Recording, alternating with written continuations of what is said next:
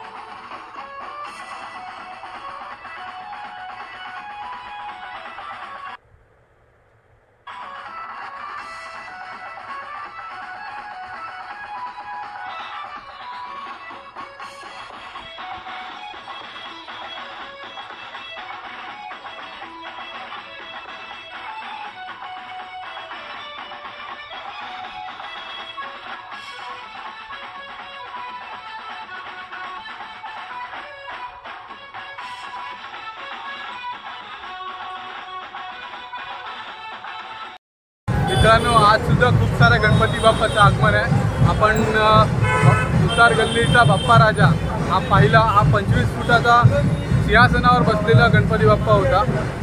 त्याच्यानंतर अजून खूप सारे गणपती बाप्पा आहेत जे तुम्हाला मी दाखवण्याचा प्रयत्न करणार आहे। तर व्हिडिओमध्ये शेवटपर्यंत बनून राहा। व्हिडिओ आवडल्यास व्हिडिओला लाईक नक्की करा, शेअर करा आणि सबस्क्राईब करायला विसरू नका, जेणेकरून तुम्हाला येणाऱ्या सर्व व्हिडिओ तुम्हाला पाहायला मिळतील। तर मित्रांनो, समोरच गणपती बाप्पाची मूर्ती आहे। ती कोणत्या मंडळाची मूर्ती आहे आपण पाहूया। चला तर मग तुम्हाला त्या गणपतीचं दर्शन घडवतो। तर मित्रांनो, ही आहे समोर मूर्ती तुमच्या। अत्यंत सुबक अशी मूर्ती आहे, मोरावर बसलेली मूर्ती आहे।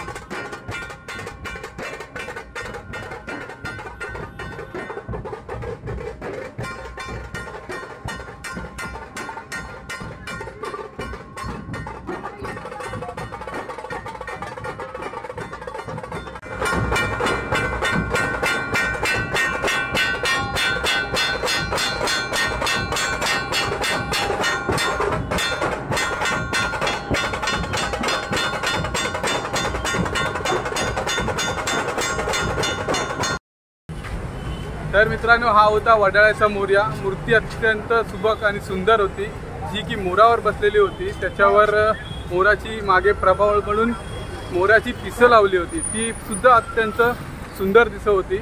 मूर्तीसुद्धा अत्यंत सुंदर होती। तर अशाच व्हिडिओ तुम्हाला मी दाखवण्याचा प्रयत्न करणार आहे।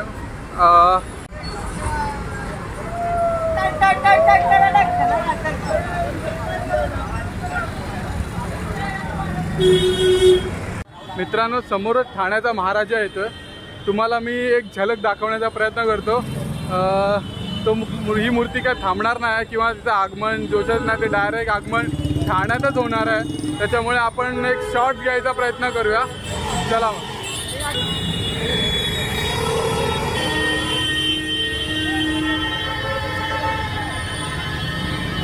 मित्रांनो, हा आहे ठाण्याचा महाराजा।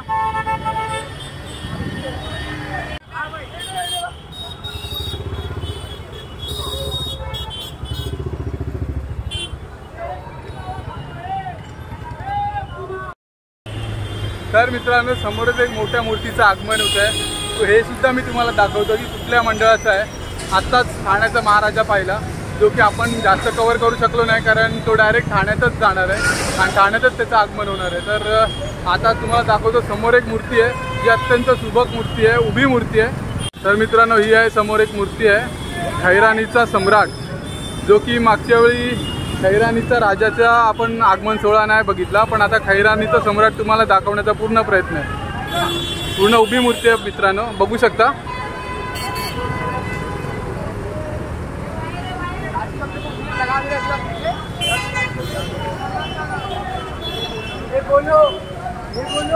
तर हा होता मित्रांनो खैरानीचा सम्राट। मित्रांनो, आणखी एका मंडळाचं आगमन होत आहे। कुठल्या मंडळाचं आगमन होत आहे ते आपण पाहूयात। तुम्हाला दाखवतोय बालाजीचं रूप, म्हणजे प्रभावळ गणपतीच्या मागे प्रभावळ जे असतं ते बालाजीच्या स्वरूपाचं आहे। ते तुम्हाला दाखवण्याचा माझा प्रयत्न आहे की मूर्ती कशी आहे। ती मूर्ती जर आवडली तर व्हिडिओला नक्की लाईक करा आणि शेअर करा। चला तुम्हाला दाखवतो मूर्ती कशी आहे ती। तर मित्रांनो, ही बघा, ही आहे मित्रांनो मूर्ती। जिचं मी आता तुम्हाला सांगितलं, उल्लेख केला आपल्या व्हिडिओमध्ये। प्रभावळ बघू शकता इथं कुठल्या मंडळाचं, सायनचा सुखकर्ता बघू शकता मित्रांनो, सायनचा सुखकर्ता।